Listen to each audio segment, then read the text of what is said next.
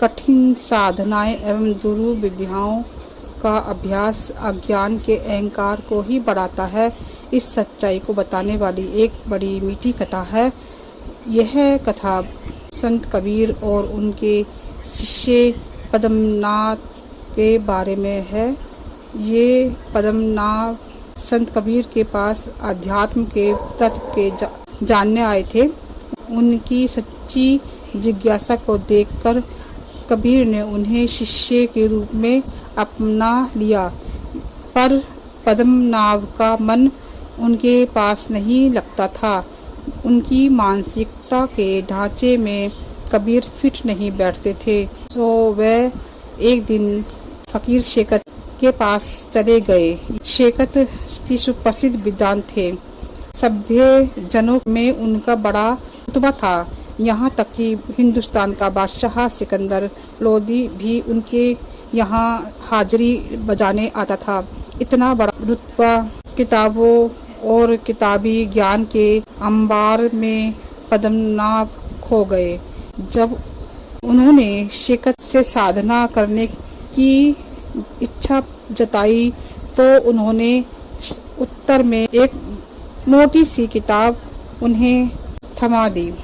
इस किताब को पढ़कर पद्मनाभ अपनी साधना करने लगे। जैसे जैसे किताब में लिखा था वह वैसा ही करते। उसी तरह से प्राणायाम, उसी तरह से मुद्राएं एवं उसी भांति से वह योग की दूसरी क्रियाएं साधने लगे। यह सब करते हुए उन्हें कई साल बीत गए। यहाँ तक कि उन्हें संत कबीर की सुधि भी ना रही।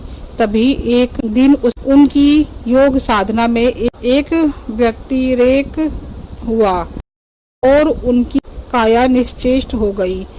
कुछ इस तरह उनके साथ घटा जैसे कि वे मर गए हों। सभी ने उन्हें मृत मान लिया। फकीर शेखत की उन्हें मरा हुआ मानकर गंगा में बहाने लगे। तभी अचानक संत कबीर उधर से गुजरे। लोगों ने उन्हें सारा वाक्य बताया। सारी बातें जानकर वे मुस्कुराए और पास खड़े लोगों से उन्होंने कहा कि पद्मनाभ का मृत शरीर मेरे पास रख दो, पर इससे क्या होगा? शेखत की ने प्रतिवाद करते हुए कहा, यह तो मर गया है। संत कबीर ने कहा, नहीं, यह मृत नहीं है।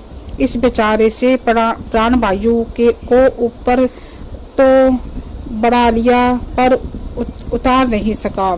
शव के पास आने पर संत कबीर ने उसके शरीर को सहलाते हुए मस्तिष्क की नसों को दबाया।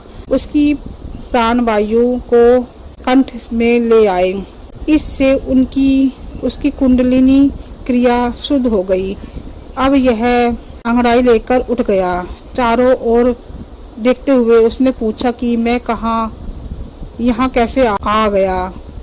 संत कबीर ने धीरे से उसके मस्तक को सहलाया। इस जादू भरे स्पर्श से पता नहीं क्या था कि उसे जीवन सत्य का बोध हो गया। अब तो वह उनके पैर पकड़कर रोने लगा और बोला, बाबा, मैंने आपका बड़ा अपमान किया पर आपने मुझे उबार लिया। उसकी इन बातों पर कबीर बोले, बेटा, कोई गुरु अपने शिष्य में ना तो कभी अपमानित होता है और ना ही वह उसका त्याग करता है। बस उसे काल कर्म की प्रतीक्षा होती है। कबीर की इस रहस्यमयी वाणी ने शेखत की आंखें खोल दी। उन्हें ज्ञात हुआ कि किताबों को पढ़ने वाला गुरु नहीं होता। गुरु तो वह है जो चेतना के रहस्य को जानकार है और उसमें अपने शिष्य को उबारने की क्षमता है।